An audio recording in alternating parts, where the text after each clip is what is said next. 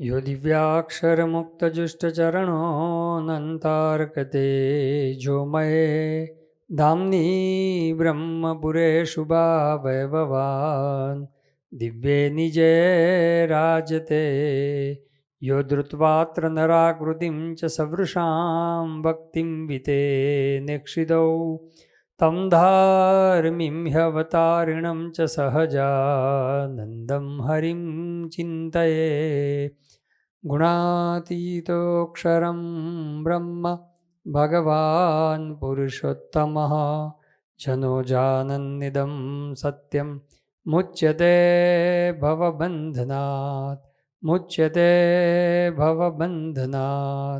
श्री स्वामिनारायण भगवाननी जय। अक्षर पुरुषोत्तम महाराजनी जय। गुणातीतानंद स्वामी महाराजनी जय। भगत जी महाराजनी जय। शास्त्री जी महाराजनी जय। योगी जी महाराजनी जय। प्रमुख स्वामी महाराजनी जय। महंत स्वामी महाराजनी जय। સ્વામિનારાયણ હરિ વચનામૃત લોયા પ્રકરણનું 15મું ભૂંગળી તથા ગાયના દ્રષ્ટાંતે આત્મદર્શનનું. સ્વામિનારાયણ હરિ સંવત 1877ના માક્ષરવદી 13ને દિવસ રાત્રિને સમયે શ્રીજી મહારાજ ગામ શ્રી લોયા મધ્યે સુરા ભક્તના દરબારમાં વિરાજમાન હતા અને ધોળો ફેંટો બાંધ્યો હતો તથા બીજે ધોળે ફેંટે બોકાની વાળી હતી તથા ગરમ પોસની રાતી ડગલી પહેરી હતી તથા ધોળો ખેસ પહેર્યો હતો અને ધોળો ચોફાળ ને ધોળી પછીડી દે ભેગા કરીને ઉડ્યા હતા ને પોતાના મુખારવિંદની આગળ દેશ દેશના હરિભક્તની સભા તથા પરમહંસની સભા ભરાઈને બેઠી હતી. આ વચનામાં આપણે જોયેલું કે શ્રીજી મહારાજે શરૂઆતમાં કીધું કે જીવ સ્વતંત્રપણે કોઈ ભોગ ભોગવી શકતો નથી.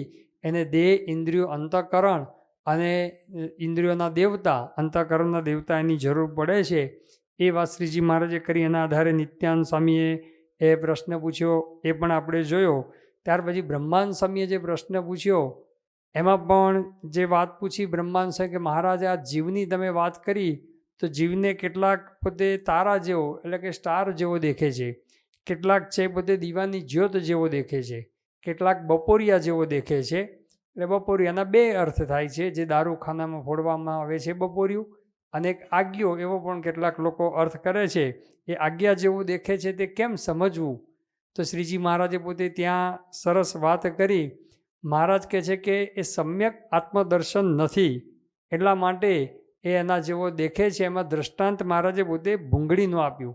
એ મનુષ્યના આકારનું એક પૂતળું બનાવ્યું હોય, એ મનુષ્યના આકારનું કાચનું પૂતળું બનાવ્યું હોય ને એમાં પ્રકાશ હોય શ્રીજી મહારાજ કે, તો પછી એ આંગળીઓને બધું જ મહારાજ કે મુવાડાને બધું મહારાજે તો એમાં લખ્યું છે એ ટાઈપનું બનાવ્યું હોય. તે જે ભૂંગળીની અંદર જેવો પ્રકાશ છે એવો દેખાય, પણ એ સમ્યક એ પ્રકાશનું દર્શન કહેવાય નહીં. એ શ્રીજી મહારાજે દ્રષ્ટાંત આપ્યું. બીજું ગાયનું દ્રષ્ટાંત આપ્યું, જે હાથીની પણ વાત કરે છે કે આંધળા વ્યક્તિ હોય હાથીને દેખે, એ પણ મહારાજે પોતે વાત કરી. તો શ્રીજી મહારાજ કે જ્યાં સુધી એ આવરણ સહિત જુએ છે, જેમ પૂતળાની અંદર આવરણ છે, પૂતળાનું આવરણ છે તો પ્રકાશ જેવો છે એવો દેખાતો નથી. જ્યારે આવરણ ટળી જાય તો પ્રકાશ જેવો છે એવો દેખાય. એમ મહારાજ કે દેહ, ઇન્દ્રિયો, અંતઃકરણનું આવરણ છે ત્યાં સુધી એ સમ્યક આત્મદર્શન એ થતું નથી. હવે આપણને એક વિચાર આવે કે જ્યાં સુધી આપણે ધામમાં ન જઈએ ત્યાં સુધી દેહ તો રહેવાનું જ છે, ઇન્દ્રિયો રહેવાની છે, અંતઃકરણ પણ રહેવાનું છે. તો દેહ, ઇન્દ્રિયો, અંતઃકરણનું આવરણ ટળી જાય એટલે કે એના ભાવથી પર થઈ જઈએ. દેહ, ઇન્દ્રિયો, અંતઃકરણના ભાવથી પર થઈ જઈએ તો પછી એ આવરણ એ ટળી ગયું કહેવાય. સારંગપુરના 17મા વચનાઓની અંદર પણ શ્રીજી મહારાજે એ સરસ વાત કરી છે. મહારાજ કે ભગવાનનું ભજન કરતાં કરતાં એ આવરણ ટળતું જાય છે, અને આવરણ ટળતું જાય છે ત્યારે મહારાજ કહે છે કે જીવનો જે પ્રકાશ છે, ખદ્યોત જેવો પ્રકાશ હતો, એમાંથી પછી એ દીવા જેવો ને વીજળી જેવો ને એ ચંદ્ર જેવો ને તારા સૂર્ય જેવો અને મહાપ્રલયના એ અગ્નિ જેવો એ મહારાજ કહે છે કે પ્રકાશ એનો વૃદ્ધિ પામતો જાય છે. તો મહારાજ કહે છે કે આવરણ જેમ જેમ ટળતું જાય એમ પ્રકાશ એ વૃદ્ધિ પામતો જાય. મહારાજ ત્યાં આગળ સમજાવે છે કે પ્રકાશ પણ વૃદ્ધિ પામે, સામર્થ્ય પણ વૃદ્ધિ પામે અને સુખ પણ વૃદ્ધિ પામે. જેમ જેમ આવરણ ટળે એમ એટલે મહારાજ પછી એમાં કહે છે કે જેમ જેમ મહિમા અધિક સમજાય એમ મહારાજ કહે છે કે જેમ જેમ અધિક સ્થિતિ પામતા ગયા ને ભગવાનનો મહિમા અધિક જાણતા ગયા તેમ તેમ એમાં વિશેષપણું એ આવતું જાય છે.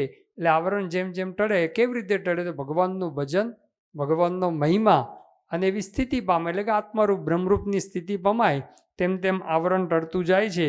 એ વાત શ્રીજી મહારાજે કરી. મધ્યના 57માં વચનામૃતમાં પણ મહારાજે સરસ વાત કરી. મહારાજ કહે ભગવાનમાં પ્રીતિ કરવી એ સત્તારૂપ આત્મા એ રૂપે રહ્યા તકા ભગવાનની અંદર પ્રીતિ કરવી. પછી મહારાજ કે આત્મા કેવો છે? તો શ્રીજી મહારાજ કે 3 ગુણ, 3 દેહ અને ઇન્દ્રિયો, અંતઃકરણ, એનું કોઈ આવરણ એ માયાને આત્માને વિશે નથી. અને એને આત્માને વિશે જે કે આવરણ જેવું જણાય છે એ તો મહારાજ કે અજ્ઞાને કરીને જણાય છે. એટલે કે એ દેહ, ઇન્દ્રિયો, અંતઃકરણ એનું જે આવરણ મહારાજ કે જણાય છે એ અજ્ઞાન છે. તો અજ્ઞાન દૂર થાય. એ કેવી રીતે દૂર થાય? તો શ્રીજી મહારાજ કહે છે કે દેહ, ઇન્દ્રિયો, અંતઃકરણ તેનું કંઈ આવરણ નથી અને આવરણ જેવું જણાય છે, અજ્ઞાને કરીને જણાય છે.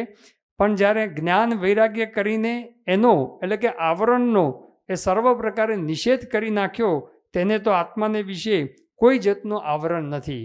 જ્ઞાન એટલે કે આત્મા પરમાત્માનું જ્ઞાન અને વૈરાગ્ય, ભગવાનની મૂર્તિ, હંસઈ મહારાજની મૂર્તિ સિવાય બીજે ક્યાંય પ્રીતિ નહીં, એવો જે વૈરાગ્ય એણે કરીને મહારાજ કે જેણે આવરણને ટાળી નાખ્યું એને પછી કોઈ જાતની ઉપાધિ રહેતી નથી. અને સાચું એ આત્મજ્ઞાન એ કહેવાય. તો શ્રીજી મહારાજે ત્યાં પણ આ વાત સમજાવેલી છે કે આવરણ ટાળવું એટલે દેહ, ઇન્દ્રિયો, અંતઃકરણ તો રહેવાના, પરંતુ એવું જ્ઞાન થઈ જાય, આત્મા પરમાત્માનું જ્ઞાન થઈ જાય તો ઓટોમેટિક એ હોવા છતાં પણ એના ભાવથી એ આપણે એ પર થઈ જઈએ છીએ. એટલે ભૂંગળીના દ્રષ્ટાંતે આ રીતે મહારાજે પોતે આત્મદર્શનની વાત કરી કે એને આવરણ છે ત્યાં સુધી સમ્યક આત્મદર્શન કહેવાય નહીં. એમ આપણે પણ દેહ, ઇન્દ્રિયો, અંતઃકરણનું સ્વરૂપ આપણે માનીએ, દેહને પોતાનું રૂપ માનીએ, ઇન્દ્રિયો, અંતઃકરણને આપણું રૂપ માનીએ તો પછી આપણને સમ્યક આત્મદર્શન કહેવાય નહીં. પણ એના ભાવથી પર થઈએ તો પછી એ સમ્યક આત્મદર્શન કહેવાય. બીજી વાત જે મહારાજે ગાયના દ્રષ્ટાંતની વાત કરી. હવે જેમ આંધળા વ્યક્તિ પોતે ગાયના જુદા જુદા અંગને દેખે પણ એ સમ્યક આત્મદર્શન એને પણ કહેવાય નહીં. એમ આપણે પણ જ્યાં સુધી એ ગુરુ નથી મળ્યા ત્યાં સુધી આપણને એ દ્રષ્ટિ પ્રાપ્ત થતી નથી. જેમ આંધળાને દ્રષ્ટિ પ્રાપ્ત ન થાય ત્યાં સુધી એ સમ્યક ગાયને કે સમ્યક હાથીને જોઈ શકતા નથી. એમ આપણને પણ જ્યારે ગુરુ મળે એ ગુરુ દ્રષ્ટિ આપે છે. પંચાળાના 7મા વચનામાં પણ મહારાજે કીધું કે એકાંતિક સાધુના વચનમાં વિશ્વાસ લાવીને નિષ્કપટપણે પરમેશ્વરના એ ચરણારવિંદને એ ભજે છે ત્યારે એની માયિક દ્રષ્ટિ છે એ ટળી જાય છે. એ માયિક દ્રષ્ટિ આપણી ક્યારે ટળે? હવે એકાંતિક સત્પુરુષ મળે, એના વચનમાં વિશ્વાસ લાવીએ અને વિશ્વાસ લાવી અને પછી ભગવાનને ભજીએ તો માયિક દ્રષ્ટિ ટળી જાય. એટલે ભગવાન પણ દિવ્ય સમજાય અને આપણી જે આત્માનું સ્વરૂપ એ પણ આપણને સાચું એ દેખાતું હોય છે. એટલે ગુરુ આપણને એક દ્રષ્ટિ આપે છે અને ગુરુ નયન બિના મેં અંધા થા. ગુરુએ આપણને નયન આપ્યા, દ્રષ્ટિ આપી ત્યારે આપણે સાચું જોઈ શકીએ છીએ. એ વગર તો આપણે એ આંધળા જ છીએ. દેખતા છતાં પણ એ આંધળા છે, કારણ કે આપણે દેહને પોતાનું રૂપ માની બેઠા છીએ. એટલા માટે દેખતા છતાં આંધળા છે. ગુરુ આપણને દ્રષ્ટિ આપે છે કે આપણું સ્વરૂપ એ આત્મા છે. જે મહારાજે પ્રથમના 16મા વચનાની અંદર કીધું ને કે ભગવાનને સંતના વચનને વિશે એ પરમ વિશ્વાસ રાખે ને સંત કહે છે તું દેહ, ઇન્દ્રિય, મન, પ્રાણથી જુદો છું, સત્ય છું અને એનો જાણનારો છું. એમ વચન કહે તેને સત્ય માનીને એ સર્વેથી જુદો આત્મા રૂપે વર્તે પણ મનના ગાંઠ ભેળો ભળી જાય નહીં. તો ગુરુ આપણને આ દ્રષ્ટિ આપે છે કે આપણે આ દેહ, ઇન્દ્રિયો, અંતઃકરણના આવરણથી જુદા છે, આત્મા છે, આપણું સ્વરૂપ એ સત્ય છે, એ બધાથી જુદું છે. એ દ્રષ્ટિ એ ગુરુ આપણને આપે છે. તો શ્રીજી મહારાજે આ ગાયના દ્રષ્ટાંતે પણ આપણને આત્મદર્શન આ રીતે બતાવ્યું કે ગુરુના વચનમાં વિશ્વાસ લાવીએ તો આપણું આત્મદર્શન એ સાચું કહેવાય. અને ત્યાં સુધી તો એ જુદી જુદી રીતે જે પોતાને આત્મદર્શન કર્યું કહેવાય, પણ એ સમ્યક આત્મદર્શન ના કહેવાય. કૂવાના દેડકા જેવું કહેવાય. કૂવાનો દેડકો એના માટે એટલી ને એટલું જ એ કહેવાય. એના માટે ઘણા માટે દેહ એ આત્મા બની જાય, ઇન્દ્રિયો આત્મા બની જાય, અંતઃકરણ આત્મા બની જાય. પણ ગુરુ છે એ પોતે એ આવે અને આપણને કૂવાના દેડકામાંથી બહાર કાઢી અને આપણને સાચું આત્મદર્શન એ કરાવતા હોય છે. તો મહારાજે એ પણ વાત એ સમજાવી આ બ્રહ્માંડ સ્વામીના પ્રશ્નની અંદર. ભૂંગળી અને ગાયના દ્રષ્ટાંતે એ સમ્યક આત્મદર્શન કોને કહેવાય એ સમજાવ્યું છે. ત્યારે નિત્યાનંદ સ્વામીએ પ્રશ્ન પૂછ્યો છે, હે મહારાજ, તમે જીવને તો નિરાકાર કહ્યો, ત્યારે તે જીવને વિશે ભગવાન રહ્યા છે તે પણ અલિંગપણે રહ્યા છે કે મૂર્તિમાન રહ્યા છે? હવે આમ સ્પષ્ટપણે મહારાજે પોતે જીવ નિરાકાર છે એવી આગળ કોઈ પ્રશ્નના ઉત્તરમાં વાત કરી નથી, પણ મહારાજે જે કંઈ બધી વાતો કરી એના આધારે, અને પૂર્વે પણ મહારાજે વાત કરી છે એના આધારે, જીવને કોઈ આકાર નથી. નિરાકાર એટલે કોઈ આકાર નથી, એ આકાશ જેવો અરૂપ નથી, પણ કોઈ આકાર નથી. એટલે શ્રીજી મહારાજના મતે આકાર એટલે સાકાર હોય, મનુષ્યના જેવો આકાર હોય ને એને જ મહારાજ એ વિશેષપણે કરીને પ્રતિપાદન કરે છે. મધ્યના 66મા વચનોમાંની સ્પષ્ટતા મહારાજે કરી છે. મહારાજે કીધું છે કે જીવ તો કર ચરણાદિકે કરીને રહિત છે. એટલે કે કર એટલે હાથ, ચરણ એટલે પગ, એટલે કે હાથ, પગ, આંખ, કાન વગેરે અવયવો રહિત છે. એટલા માટે નિરાકાર, કારણ કે અણુ સરખો સૂક્ષ્મ કહેવામાં આવ્યો છે. અણુ સરખો સૂક્ષ્મ એ જીવ છે, એટલા માટે અણુ કરતાં પણ અતિશય સૂક્ષ્મ છે. હવે એટલા માટે એ જીવને નિરાકાર કહેવામાં આવે છે. પણ એ નિરાકાર એટલે કે કર, ચરણ વગેરે એ અવયવો એને નથી, એટલા માટે નિરાકાર. પણ મહારાજને એ તો બરાબર, પણ સાથે પ્રશ્ન એ પૂછે છે, તો જીવની અંદર પાછા ભગવાન તો રહેલા જ છે. તો જીવની અંદર જે ભગવાન રહેલા છે એ ભગવાન અલિંગપણે એટલે કે નિરાકારપણે રહ્યા છે કે મૂર્તિમાન રહ્યા છે? ભગવાન કેવી રીતે રહ્યા છે જીવની અંદર, એ પ્રશ્ન પૂછે છે. પછી શ્રીજી મહારાજ બોલ્યા છે, એ ભગવાન તો ઇન્દ્રિયો, દેવતા, અંતઃકરણ અને જીવ એ સર્વના આશ્રયપણે રહ્યા છે. ભગવાન બધા જ દેહ, ઇન્દ્રિયો, અંતઃકરણ અને આત્મા એ બધાના આશ્રય, બધાના આધાર છે. એટલે બધાના આધારપણે ભગવાન રહ્યા છે. હવે મહારાજ પોતે એક સરસ દ્રષ્ટાંત આપે છે. હવે શ્રીજી મહારાજને ભાગવતનો કેટલો ઊંડો અભ્યાસ છે. આવી તત્વજ્ઞાનની ગહન વાતો ચાલે છે, એની અંદર શ્રીજી મહારાજ ભાગવતનો એક રેફરન્સ લઈ આવે છે. ભગવાન તો ઇન્દ્રિયો, દેવતા, અંતઃકરણ અને જીવ એ સર્વેના આશ્રયપણે રહ્યા છે. તે શ્રી કૃષ્ણ ભગવાને ઉદ્ધવ વેળે ગોપીઓને કહેવરાવ્યું છે, જે ઇન્દ્રિયો, અંતઃકરણ, દેવતા અને જીવ તેના આશ્રયપણે કરીને તમારે સમીપે હું રહ્યો છું. જેમ પંચ મહાભૂત બ્રહ્માંડને વિશે રહ્યા છે ને તેના તેજ સર્વના દેહમાં રહ્યા છે, તેમ જે હું આ મથુરામાં રહ્યો છું તે તો જેમ મહાભૂત વિશેષપણે કરીને બ્રહ્માંડને વિશે રહ્યા છે તેમ રહ્યો છું. અને જેમ એ ભૂત જીવોના દેહોમાં સામાન્ય બની રહ્યા છે, તેમ હું તમારે પાસે રહ્યો છું. અને જે હું દેખાતો નથી તે તો તમારા ચિત્તની વૃત્તિનો મારે વિશે નિરોધ થાય તેને અર્થે નથી દેખાતો, પણ રહ્યો તો મૂર્તિમાન છું. હવે આ દ્રષ્ટાંત શ્રીજી મહારાજ આપે છે. મૂળ પ્રસંગ આપણે જાણીએ છીએ કે શ્રી કૃષ્ણ ભગવાન ગોકુળથી મથુરા ગયા એટલે ગોપીઓને ખૂબ વિરહ હતો, અને ગોપીઓને વિરહ હતો એટલે વિરહ દૂર કરવા માટે શ્રી કૃષ્ણ ભગવાને ઉદ્ધવને મોકલ્યા જ્ઞાન આપીને, કે તમે આવું જ્ઞાન આપજો. પછી પોતે જ્ઞાન શીખીને આવ્યા અને ગોપીઓની ચરણરજ માગી. આખો પ્રસંગ જુદો છે, પણ એમને સમજાવવા માટે મોકલ્યા ત્યારે એક દ્રષ્ટાંત આપીને મોકલ્યા કે તમે આવી રીતે વાત કરજો. પંચ મહાભૂતની વાત કરે છે. પૃથ્વી, જળ, તેજ, વાયુ ને આકાશ. આ પંચ મહાભૂત બ્રહ્માંડને વિશે રહેલા છે. એટલે કે વિરાટના દેહની અંદર, સમગ્ર બ્રહ્માંડની અંદર એ વિશેષપણે કરીને રહેલા છે. એના જ પંચભૂત પૃથ્વી, જળ, તેજ, વાયુ, આકાશ આપણા દેહમાં પણ રહેલા છે. આપણો દેહ છે એ પણ પંચભૂતનો જ બનેલો છે. તો બ્રહ્માંડની અંદર રહેલા છે, વિશેષપણે કરીને રહેલા છે, અને આપણા દેહની અંદર રહેલા છે, સામાન્યપણે કરીને રહેલા છે. એમ શ્રી કૃષ્ણ ભગવાને ગોપીઓને ઉદ્ધવ દ્વારા કહેવરાયું કે હું મથુરાની અંદર રહ્યો છું, વિશેષપણે કરીને રહેલો છું, અને એના એ જ હું એ સામાન્યપણે તમારા એ ઇન્દ્રિયો, અંતઃકરણના આશ્રયપણે પણ રહેલો છું. એવી વાત એ શ્રી કૃષ્ણ ભગવાને કહેવડાવી.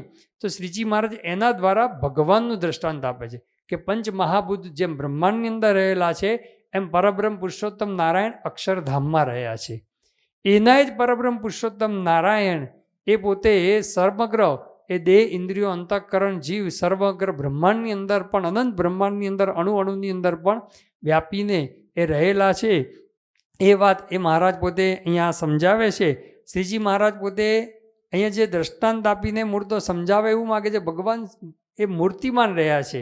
એ આશ્રયપણે રહેલા હોય કે પછી આ બ્રહ્માંડની અંદર રહેલા હોય, ગમે ત્યાં રહેલા હોય, અક્ષરધામમાં રહેલા હોય, મૂર્તિમાન જ છે. શ્રીજી મહારાજને સાકાર પ્રત્યે, મૂર્તિમાન પ્રત્યે ખૂબ જ અભિરુચિ છે. વારંવાર એનું પ્રતિપાદન કર્યું છે. આના પછીનું જ વચનાવૃત લોયાનું 16મું વચનાવૃત આવશે. એની અંદર શ્રીજી મહારાજે કીધું કે ભગવાનને જો નિરાકાર જાણે તો જેટલા કંઈ ગુણ માત્ર છે ને દોષરૂપ થઈ જાય. ગમે તેટલા ગુણ હોય એ ગુણ પણ દોષરૂપ થઈ જાય. એ ઉપરાંત મહારાજે પ્રથમનું 71મું વચનાવૃત, મધ્યનું 9મું વચનાવૃત, વરતાલનું 2જું વચનાવૃત. શ્રીજી મહારાજ કે ભગવાનનો ધ્રોહ શું?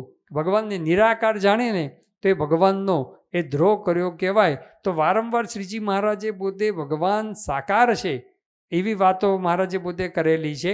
તો આ લોકમાં આવે તો સાકાર, પણ કેટલાક લોકો કેવું માને છે કે ભગવાન ધામમાં જાય એટલે કે આ લોકમાંથી વિદાય થાય ત્યારે પછી નિરાકાર, તેજમાં તેજ ભળી જાય એવું. શ્રીજી મહારાજ કહે છે કે આ લોકમાં પણ સાકાર છે અને ભગવાન ધામની અંદર પણ એ સાકાર છે. એટલા માટે શ્રીજી મહારાજે સદા સાકાર શબ્દ વાપરેલો છે. વારંવાર શ્રીજી મહારાજે સદા સાકાર એટલે કે આ લોકમાંય સાકાર અને અક્ષરધામમાં પણ સાકાર, એ સદા સાકાર શબ્દ શ્રીજી મહારાજે પ્રથમનું 37મું વચનાવૃત, 40મું વચનાવૃત, 45મું વચનાવૃત, 47મું, 64મું, 71મું, એ ઉપરાંત પણ લોયાનું 7મું વચનાવૃત, 95નું પહેલું, 95નું 7મું વચનાવૃત, મધ્યનું 10મું, 39મું વચનાવૃત, વરતાલનું એ 2જું ને 13મું વચનાવૃત, અંત્યનું 7મું, 30મું, 32મું, 35મું, આ બધા વચનાવૃતની અંદર મહારાજે વારંવાર સદા સાકાર શબ્દ વાપરેલો છે. અને અમુક વચનાવૃતમાં તો ધામમાં પણ ભગવાન મૂર્તિમાન છે એવી સ્પષ્ટ વાત, સાકાર છે ભગવાન એવી વાત કરેલી છે. પ્રથમનું 37મું, 55નું 7મું, લોયાનું 14મું વચનાવૃત પણ આપણે જે જોઈ ગયા આગળ, એમાં પણ મારે કહ્યું કે સર્વથી પર તેજનો સમૂહ છે, એમાં એક સિંહાસન છે, એમાં ભગવાન એ વિરાજમાન છે, મૂર્તિમાન થકા વિરાજમાન છે એ વાત કરેલી છે. પછી મધ્યના 13મા વચનાવૃતની અંદર પણ એ મહારાજે કહ્યું તેજને વિશે જે મૂર્તિ છે એ કેવી છે, કિશોર છે, ઘનશ્યામ છે, અને એ બધી વાત મહારાજે ત્યાં આગળ કરેલી છે. અંત્યના 38મા વચનાવૃતની અંદર, લોયાના 18મા વચનાવૃતમાં પણ ધામનું સ્વરૂપ એ સાકાર છે, મૂર્તિમાન છે એવી વાત મહારાજે પોતે કરેલી છે. તો મહારાજ પોતે આ ભગવાન પોતે આલોકમાં પણ સાકાર, અક્ષરધામની અંદર પણ સાકાર, એ તો વાત વારંવાર કરી છે. અહીંયા મહારાજ બીજી વાત કરે છે. હવે ભગવાનનું એક સ્વરૂપ એ છે કે અણુની અંદર વ્યાપક છે, એ પણ એક ભગવાનનું સ્વરૂપ છે. એટલે કે અનંત કોટી બ્રહ્માંડમાં ને આપણા દેહની અંદર ઇન્દ્રિયો, અંતઃકરણ, જીવમાં પણ ભગવાન રહેલા છે. અનંત કોટી બ્રહ્માંડમાં શ્રીજી મહારાજે અક્ષર બ્રહ્મની પણ વાત કરી.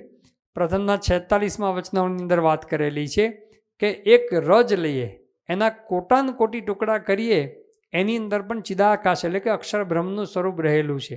અને અક્ષર બ્રહ્મની અંદર પણ પરબ્રહ્મ અંતર્યામી રૂપે રહેલા છે. એટલે ભગવાન છે એ પોતે સમગ્ર બ્રહ્માંડની અંદર એ રહેલા છે. હવે આપણો જીવ જ કેટલો સૂક્ષ્મ છે, અણુ સરખો સૂક્ષ્મ કીધો. ઉપનિષદની અંદર તો એવું લખ્યું કે બાલાગ્ર શતભાગ, કે આપણો જે વાળ છે ને એના આગળનો ઊભો ટુકડો કરવાનો, કેટલા 100 ટુકડા કરવાના, ઊભા 100 ટુકડા કરવાના, અને એમાંથી એક ટુકડો લેવાનો, એનો શતદા કલ્પી દે, એના પણ બીજા 100 ટુકડા કરવાના.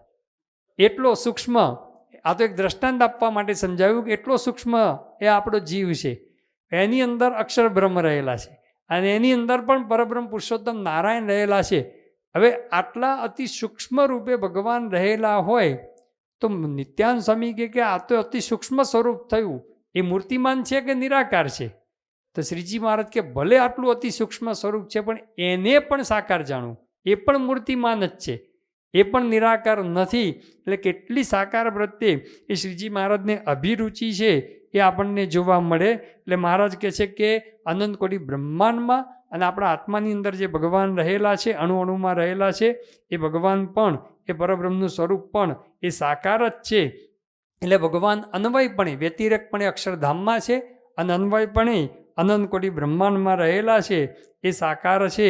એટલે મહારાજ પોતે આ સમજાવે છે આપણને. હવે અન્વય સ્વરૂપ એ આપણી નજીક છે, વ્યતિરેક સ્વરૂપ તો અતિશય દૂર છે અક્ષરધામની અંદર, પણ અન્વય સ્વરૂપ આપણી સાથે જ રહેલું છે એ સમજાવે છે શ્રીજી મહારાજ. હવે મહારાજ પોતે કહે છે કે આ પણ સાકાર છે, એ આપણે સમજવા માટે પ્રયત્ન કરીએ કે મહારાજે પોતે આ જીવ અને ઈશ્વરની અંદર અન્વય સ્વરૂપે જે ભગવાન રહેલા છે કર્મ ફળ પ્રદાતા છે. કારણ કે આપણને આપણા કર્મનું ફળ એ ભગવાન આપે છે અને સાથે સાથે પોતે જ્યાં ઈચ્છા કરે ત્યાં મૂર્તિમાન રૂપે પ્રગટ થાય છે. એટલા માટે મહારાજ કહે છે કે એ પણ મૂર્તિમાન છે. જ્યાં ઈચ્છા કરે એ પ્રત્યે પ્રગટ થઈ શકે છે. અહીંયા પણ સૂકા ઘાસની અંદર, લીલા તૃણની અંદર પણ ગુણાતીતાનંદ સ્વામી કહ્યું હતું ને કે આપતકાળ આવે અને એ વખતે ભગવાનની મૂર્તિ કશું ના હોય તો લીલા તૃણને દંડવત કરજો. તો ત્યાં પણ રહીને ભગવાન રક્ષા કરે, ત્યાં પણ મૂર્તિમાન પ્રગટ થઈ શકવા માટે ભગવાન સમર્થ છે. એટલા માટે એ રીતે પણ મહારાજ કહે છે કે ભગવાન એ સાકાર છે. શ્રીજી મહારાજ પોતે અનંતકોટી બ્રહ્માંડમાં વ્યાપક છે. એ આકાશની પેટે અરૂપપણે વ્યાપક નથી. કારણ કે આકાશ છે ને એ પણ પૃથ્વી, જળ, તેજ, વાયુ એ 4 ભૂતની અંદર રહેલો છે. પણ આકાશ છે પોતે મૂર્તિમાન રૂપે પ્રગટ નથી થઈ શકતો. ત્યારે ભગવાન છે એ પોતે મૂર્તિમાન રૂપે પ્રગટ થઈ શકે છે. એટલા માટે શ્રીજી મહારાજે એ પોતે મધ્યનું 64મું ને વરતાલનું 13મું આ 2 વચનાઓમાં લખ્યું કે પરબ્રહ્મ પોતે આકાશની પેટે અરૂપપણે વ્યાપક નથી. ભગવાન એ અરૂપપણે વ્યાપક નથી, એ મૂર્તિમાન છે એ વાત બતાવી. બીજી વાત આપણે કહીએ કે ભાઈ આત્માની અંદર પણ ભગવાન આટલા સૂક્ષ્મ રહ્યા છે, એ પણ મૂર્તિમાન કેવી રીતે? તો શ્રીજી મહારાજે પોતે જ્યાં જ્યાં સાધના માર્ગની વાત કરેલી છે એમાં પણ સાધનાની અંદર ભગવાનની મૂર્તિને અંતરમાં ધારવાની વાત કરી છે, આત્મામાં ધારવાની વાત કરી છે. ત્યાં પણ મૂર્તિમાન રૂપે આત્મામાં ધારવાની વાત કરી છે. પ્રથમના 15મા વચનોની અંદર શ્રીજી મહારાજે વાત કરી કે ભગવાનની મૂર્તિને હૈયામાં ધારતો રહે અને ધારતવાની અંદર શુરવીરપણું રાખે. 5 વર્ષ, 10 વર્ષ, 50 વર્ષ, 100 વર્ષ થાય તો પણ મહારાજ કે જે ભગવાનના એ સ્વરૂપને ધારવું મૂકી દે નહીં. પણ ત્યાં પણ લખ્યું કે ભગવાનની મૂર્તિને હૈયામાં ધારતો રહે. મૂર્તિને ધારતો રહે એવું લખ્યું, ભગવાનના તેજને ધારતો રહે એવું નથી લખ્યું. એટલે તેજ રૂપે વ્યાપક છે એવું નહીં, પણ મૂર્તિ એ મૂર્તિમાન ભગવાન છે એવી વાત શ્રીજી મહારાજે પ્રથમના 15મા વચનોની અંદર કરી. પ્રથમના 23માં બીજો જે ભક્ત છે એને મહારાજ વાત કરી કે 3 અવસ્થા, 3 દેહ, તેથી પર ચૈતન્ય રૂપ એવું પોતાનું સ્વરૂપ માને. એટલે 3 ગુણ, 3 દેહ, 3 અવસ્થાથી પર આત્મારૂપ પોતાને માને અને પોતાના સ્વરૂપને વિશે ભગવાનની મૂર્તિને ધારીને ભગવાનનું ભજન કરે. ત્યાં પણ લખ્યું ભગવાનની મૂર્તિને ધારીને ભગવાનનું ભજન કરે એવું લખ્યું છે. ભગવાનના તેજને ધારીને ભજન કરે એવું નથી લખ્યું. આવી જ વાત મધ્યના બીજા વચનાઓની અંદર મહારાજે પોતે કૂવો ઉલ્લેચવાની બધી વાતો કરેલી છે. અને એની અંદર વાત કરી કે અંદર જે બધા વિષય ભળ્યા છે એને કાઢવા માટે શું કરવું? તો કે આત્મવિચાર કરવો. કેવો કરવો? તો કે હું આત્મા છું અને મારે વિશે ઇન્દ્રિયો, અંતઃકરણનો સંબંધ નથી એમ દ્રઢ વિચાર કરીને તે ચૈતન્યને વિશે ભગવાનની મૂર્તિને ધારીને પોતાના આત્મસુખ વતે કરીને પૂર્ણ રહેવું. મહારાજ ત્યાં પણ કહે છે કે પોતાના ચૈતન્યને વિશે ભગવાનની મૂર્તિને ધારીને એ સુખે કરીને પૂર્ણ રહેવાની વાત મહારાજે પોતે કરેલી છે. તો સાધનાની અંદર પણ મહારાજ પોતે કહે છે કે આત્માની અંદર ભગવાનની મૂર્તિ એ રહેલી છે એમ ધારી અને મહારાજ કહે છે કે ભગવાનનું ભજન કરવું. તો આત્માની અંદર પણ ભગવાન રહ્યા છે, મૂર્તિમાન રહ્યા છે, જે અહીંયા વાત કરી છે. બીજી વાત મહારાજે પોતે જ્યાં સાક્ષાત્કારની વાત કરી છે. જ્યારે જ્યારે પણ ભગવાનનો આત્માની અંદર સાક્ષાત્કાર થાય ત્યાં એવું નથી કીધું કે ભાઈ આત્માની અંદર જ્યારે ભગવાનનો સાક્ષાત્કાર થાય ત્યારે ખાલી તેજ દેખાય, પણ ત્યાં પણ ભગવાનની એ મૂર્તિ દેખાય વાત કરી. જે પ્રથમના 23મા વચનોનો રેફરન્સ આપણે જોયો એમાં જ મહારાજ પોતે આગળ વાત કરે છે કે આવી રીતે 3 શરીર, 3 અવસ્થાથી પર જે પોતાના સ્વરૂપને અતિશય પ્રકાશમાન ભાળે અને તે પ્રકાશને વિશે ભગવાનની મૂર્તિ જેવી પ્રગટ પ્રમાણ છે તેવી અતિશય પ્રકાશે યુક્ત ભાસે. જેવી પ્રગટ પ્રમાણ મૂર્તિ છે એ જ મૂર્તિ એ આત્માની અંદર એ સાક્ષાત્કાર રૂપે એ દેખાય છે એ વાત કરી. મધ્યના 8મા વચનાની અંદર મહારાજે પોતે યોગ યજ્ઞ અને જ્ઞાન યજ્ઞની વાત કરી છે. તો બંનેના ફળની વાત કરી તો ત્યાં પણ શ્રીજી મહારાજે કીધું કે યોગ યજ્ઞનું ફળ એટલે કે પોતાનું સ્વરૂપ જે બ્રહ્મ એને વિશે પરબ્રહ્મ પુરુષોત્તમ નારાયણ એ પ્રગટ થઈ આવે છે. જેમ યજ્ઞ કરનારને યજ્ઞ નારાયણ એ દર્શન દે છે એવી રીતે એ આપણું જે સ્વરૂપ બ્રહ્મ છે આત્માને પોતાની બ્રહ્મ સાથે એકતા કરવાની ટૂંકમાં, અને એની અંદર એ પરબ્રહ્મ પુરુષોત્તમ નારાયણ પ્રગટ થાય છે. જ્ઞાન યજ્ઞના ફળની પણ વાત કરી કે જ્ઞાન યજ્ઞ કરતાં કરતાં પોતાનું સ્વરૂપ જે બ્રહ્મ તેને વિશે પરબ્રહ્મ ભગવાન સાક્ષાત્કાર દેખાય એ જ જ્ઞાન યજ્ઞનું ફળ છે આવી વાત કરી. મધ્યના 62મા વચનોની અંદર પણ મહારાજ કે આત્મનિષ્ઠાની ઉત્તમ સ્થિતિ કહી તો મહારાજ બધી કાશી જેટલી વૃત્તિ હોય તો વરતાલ જેટલામાં બધામાં પાછી વાર્તા વાર્તા શ્રીજી મહારાજ આત્માની અંદર વાત કરે છે. અને પછી મહારાજ કહે છે કે પછી એને કેવી સ્થિતિ વર્તે સાક્ષાત્કાર થાય ત્યારે તો મહારાજ કહે છે કે પોતાના આત્માનું બ્રહ્મ રૂપે દર્શન થાય, એટલે કે આત્માની બ્રહ્મ સાથે એકતા થાય. આત્માનું બ્રહ્મ રૂપે દર્શન થાય છે અને તે બ્રહ્મને વિશે પરબ્રહ્મ જે નારાયણ તેનું પણ દર્શન થાય છે. એટલે કે આત્માનું અંદર જે બ્રહ્મ એની સાથે એકતા અને એની અંદર પણ પરબ્રહ્મ નારાયણ એનું દર્શન થાય છે એવી વાત શ્રીજી મહારાજે પોતે કરેલી છે. કારણના 7મા વચનામૃતમાં મહારાજે સિદ્ધ દશાની વાત કરી. તો મહારાજ કહે છે કે જે ભક્ત સિદ્ધ દશાને પામ્યો એની કેવી સ્થિતિ હોય, તો શ્રીજી મહારાજ કહે છે કે સિદ્ધ દશાને પામે ત્યારે સ્થાવર જંગમ જ્યાં જ્યાં દ્રષ્ટિ જાય ત્યાં અક્ષરધામને વિશે જે ભગવાનની મૂર્તિ છે, વ્યતિરેક સ્વરૂપ જે ભગવાનનું છે એ જ સ્વરૂપ મહારાજ કે સ્થાવર જંગમ જ્યાં જ્યાં દ્રષ્ટિ જાય ત્યાંને એ મૂર્તિ જ દેખાય. એ મૂર્તિ વિના અણુ માત્ર પણ ભાસે નહીં. તો મહારાજે સાક્ષાત્કારની ને સિદ્ધ દશાની જ્યાં જ્યાં વાતો કરી છે ત્યાં પણ એ મૂર્તિ એ દેખાય છે એવી વાત મહારાજે પોતે કરેલી છે.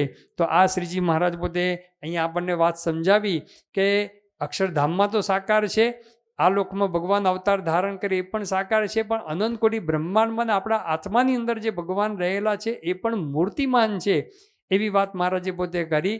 હવે આની અંદર આપણે એટલું સમજવાનું છે કે મહારાજે પંચભૂતનું ખાલી જે દ્રષ્ટાંત આપ્યું છે દ્રષ્ટાંત રૂપે જ લેવાનું છે. બધો જ સિદ્ધાંત એમાં મેચ નથી થતો. જેમ કે પંચ મહાભૂત છે, એ પંચ મહાભૂત બ્રહ્માંડની અંદર રહેલા છે. એ પંચ મહાભૂતના અંશમાંથી આપણા દેહની અંદર પંચભૂત બનેલા છે. એ પેલા મહાભૂત છે, આપણા પંચભૂત એના જ અંશમાંથી બનેલા છે. તો અહીંયા પરબ્રહ્મનું જે વ્યતિરેક સ્વરૂપ છે અક્ષરધામની અંદર અને આપણા આત્માની અંદર જે સ્વરૂપ રહેલું છે અન્વય સ્વરૂપે, એમાં અંશ અંશી ભાવ નથી કે અક્ષરધામની અંદર રહેલા એ અંશી છે, એનો જ એક અંશ આપણા આત્મામાં છે. એવો અંશ અંશી ભાવ, એનો કંઈક ટુકડો એ આની અંદર આવી ગયો, એવો અંશ અંશી ભાવ આની અંદર નથી. જે પરબ્રહ્મ અક્ષરધામની અંદર વ્યતિરેક સ્વરૂપ રહેલા છે એ જ પરબ્રહ્મ પુરુષોત્તમ નારાયણ એ આપણા આત્મામાં રહેલા છે. એમાં સામર્થ્યમાં પણ ભેદ નથી. જે આત્માની અંદર ભગવાન રહેલા છે એનું સામર્થ્ય, અક્ષરધામની અંદર રહેલા ભગવાનનું સામર્થ્ય, એ સામર્થ્ય પણ એ બધું સમાન જ છે. એની અંદર પણ એ ન્યૂનાદિક ભાવ એ ભગવાનની અંદર એ રહ્યો નથી. એ મહારાજ પોતે વાત કરે છે. પછી શ્રીજી મહારાજે પોતે વાત કરી કે શ્રી કૃષ્ણ ભગવાને જે ગોપીઓને કહેવડાવ્યું કે તમારા આત્માની અંદર હું રહ્યો તો છું, તો નથી દેખાતું એનું કારણ શું એ બતાવે છે. નથી દેખાતું એનું કારણ કહે છે કે તમારી ચિત્તની વૃત્તિનો મારે વિશે નિરોધ થાય એને અર્થે નથી દેખાતું. એટલે કે પ્રગટની અંદર આપણે ઓતપ્રોત થઈએ એટલા માટે આત્માની અંદર દેખાતા નથી. કારણ કે જો આત્માની અંદર દેખાવા માંડે ને, આપણે સાચું આત્મદર્શન થયું ન હોય, પરમાત્માનું દર્શન જ્ઞાન થયું ન હોય આત્મા પરમાત્માનું, તો પછી શું થાય? પ્રગટ ભગવાનની ગૌણતા આવી જાય. મધ્યના 66મા વચનામાં પણ શ્રીજી મહારાજે ગોપાલ સ્વામીને આ પ્રશ્ન પૂછેલો છે કે ભાઈ આત્મદર્શન થાય ને બધું જે કંઈ સિદ્ધ દશા આવે છે એ ભગવાનને સંતની કૃપાથી થાય છે, પછી પ્રગટ ભગવાનની અંદર ગૌણતા કેમ આવી જાય છે? તો શ્રીજી મહારાજે ત્યાં આગળ સાયદી લેવાની વાત કરી કે આવા આપણે જોઈએ છે કે અક્ષર બ્રહ્મ એ તો પોતે અનાદિ સિદ્ધ છે, અનાદિથી તેમને તો પરબ્રહ્મનો સાક્ષાત્કાર છે. આપણી ગુણાતીત પરંપરામાં આપણે જોઈએ છીએ. તો પણ પ્રગટના દર્શનની કેટલી દાણ છે, પ્રગટમાં કેવા ઓતપ્રોત થઈ જાય છે. ભગતજી મહારાજ ગુણાતીતાન સમયમાં કેવા ઓતપ્રોત થઈ ગયા, શાસ્ત્રીજી મહારાજ ભગતજી મહારાજમાં કેવા ઓતપ્રોત થઈ ગયા. એવી રીતે બધા જ ગુરુઓની અંદર જોઈએ. પ્રમુખ સ્વામી મહારાજ પોતે, યોગીજી મહારાજ, શાસ્ત્રીજી મહારાજમાં, આજે મહંત સ્વામી મહારાજ, આમ રાત દિવસ પ્રમુખ સ્વામી મહારાજ અને યોગીજી મહારાજનું મનન ચિંતન કરતા હોય, એના રસબસ થઈ જતા હોય. પ્રગટના દર્શનની કેવી દાણ! ગુણાતીતાન સ્વયં વરસતા વરસાદની અંદર ઊભા રહે. એટલે પ્રગટના અંદર આપણે વૃત્તિનો નિરોધ થાય, એમાં આપણે ઓતપ્રોત થઈએ એટલા માટે આત્માની અંદર એ ભગવાન દેખાતા નથી. સાક્ષાત્કાર વિના એમને એમ દેખાવા લાગે તો પછી પ્રગટની અંદર એ આપણે જે મુખ્ય છે, જે હાર્દ છે સાધનાનો, એ આપણે પછી એમાં ગૌણ થઈ જાય પ્રગટ. એટલા માટે ગૌણતા ન આવે. એટલા માટે શ્રીજી મહારાજે અહીંયા આપણને વાત કરી કે એટલા માટે ભગવાન એ દેખાતા નથી, પણ રહ્યા તો ભગવાન એ મૂર્તિમાન જ છે. એટલે ટૂંકમાં શ્રીજી મહારાજને સાકાર પ્રત્યે અતિશય રુચિ છે એ આપણને જોવા મળે. અને આ બધી વાત સિદ્ધ થાય છે આપણને પ્રગટ સત્પુરુષ થકી જ સિદ્ધ થાય છે. આત્માની અંદર સાક્ષાત્કાર પણ એ પ્રગટ સત્પુરુષ થકી જ, જે મહારાજે વર્તાલના 11મા વચનામૃતમાં સત્પુરુષની વિશે દ્રઢ પ્રીતિ એ આત્મદર્શનનું પણ સાધન છે અને પરમાત્માના સાક્ષાત દર્શનનું પણ એ જ સાધન છે. એની અંદર દ્રઢ પ્રીતિ કરવી. જેતલપુરના પહેલા વચનાઓની અંદર કીધું સત્પુરુષની અંદર આત્મબુદ્ધિ કરવી, આપોપું કરવું. શાના માટે? કે એમને આવરણ ભેદ્યાની ગતિ છે. આગળ જે આવરણ વાત કરીને બધા આવરણ અને માયાના આવરણ પણ ભેદી અને સાક્ષાત્કાર કરાવવાની એમની ગતિ છે. એટલા માટે સત્પુરુષની અંદર આત્મબુદ્ધિ પ્રીતિ કરવાની વાત કરી, તેવા સત્પુરુષ આપણને તો મોહન સ્વામી મહારાજ મળ્યા છે. એટલે આ વાત સમજાય કે ન સમજાય, પણ એમની અંદર જો દ્રઢ પ્રીતિ આત્મબુદ્ધિ કરીએ તો બધો સાક્ષાત્કાર થાય ને બધું જ એ થાય. એ વાત મહારાજ અહીંયા મુખ્યત્વે સમજાવે છે. તો મહારાજ પોતે મૂર્તિમાન છે આત્માની અંદર પણ, એ હાર્દ મહારાજે સમજાવ્યો. ત્યાર પછી જે બીજા પ્રશ્ન પૂછે છે એની વાત આપણે આગળ ઉપર જોઈશું. શ્રી સ્વામિનારાયણ ભગવાનની જય.